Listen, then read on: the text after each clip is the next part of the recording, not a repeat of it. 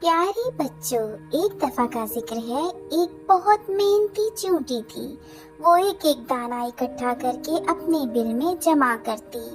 اتنے زیادہ دانے جمع کر کے وہ بہت خوش ہوتی تھی۔ سارا دن محنت کرتی، ایک بڑا سا دانہ اٹھاتے ہوئے وہ بہت تھک جاتی۔ سارا دن دانہ اٹھا اٹھا کر اپنے بل میں لے جاتی۔ وہ بہت خوش تھی، وہ بہت زیادہ دانے جمع کر چکی تھی۔ ایک دفعہ وہ ایسے ہی اپنے بل میں دانے جمع کر رہی تھی، ایک بہت خوش اور پیاری تتلی جو پھولوں میں بہت لطف اندوز ہو رہی تھی۔ کتنی پیاری زندگی ہے، کتنا مزہ آ رہا ہے۔ اس نے چیونٹی کو دیکھا اور کہا، پیاری چیونٹی، اتنی محنت کیوں کرتی ہو؟ تم تھکتی نہیں؟ کتنی گرمی ہے اور تم اتنا کام کرتی ہو، مت کیا کرو اتنا کام۔ چیونٹی نے کہا، پیاری تتلی، میں سردیوں کے لیے دانہ جمع کر رہی ہوں، کیونکہ سردیوں میں باہر نہیں نکل سکتی۔ ابھی تھک گئی ہوں، لیکن کل کا دن میرے لیے بہت خوشگوار ہوگا۔ اس طرح سے سردیوں کے لیے اپنے لیے اناج جمع کر کے رکھوں گی۔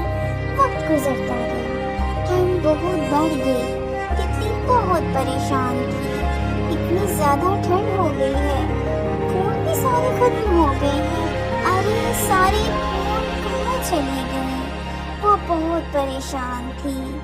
موسم بدلتا جا رہا تھا، ٹھنڈ بڑھتی جا رہی تھی، دھوپ نے بہت ستایا، جبکہ چیونٹی اپنے بل میں بہت خوش تھی اور مزے سے جب دل چاہتا دانہ کھاتی، سردیوں سے بھی بچ گئی۔ تتلی نے چیونٹی کا دروازہ کھٹکھٹایا اور کہا، میں بہت بھوکی ہوں، میرے پاس کھانے کے لیے کچھ بھی نہیں۔ تم نے تو بہت دانہ جمع کیا تھا، کیا تم مجھے دے سکتی ہو؟ چیونٹی نے اسے کہا، ٹھیک ہے، اور اپنے بل سے بہت سے دانے لا کر تتلی کو دے دیے اور تتلی کو سمجھایا، پیاری تتلی، اتنی زیادہ محنت میں نے اپنی سہولت کے لیے ہی کی تھی، اسی لیے وقت کو ضائع نہیں کرتے۔ اچھے لوگ محنت کرتے ہیں۔ تتلی کو بات سمجھ آ گئی اور تتلی نے سوچا آئندہ وہ بھی اپنے لیے ایسے ہی محنت کرے گی۔ تو پیارے بچوں، اس کہانی سے ہمیں یہ سبق ملتا ہے کہ محنت کرنے والے لوگ آرام سے